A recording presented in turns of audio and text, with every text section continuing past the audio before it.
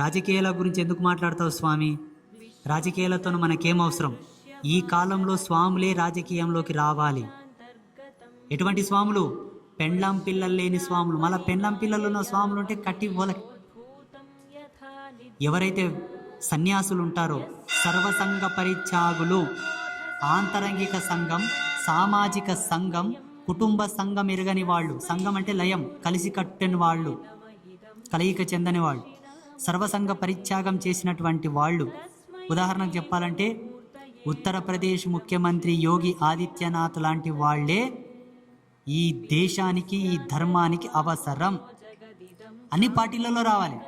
కాంగ్రెస్ నుంచి ఒక యోగి రావాలి, బీజేపీ నుంచి రావాలి, బీఆర్ఎస్ నుంచి రావాలి, తెలుగుదేశం పార్టీ నుంచి రావాలి. అన్ని పార్టీలలో సన్యాసులే నిలబడితే భరతమాత గర్వంగా చెప్తుంది. ఇంకా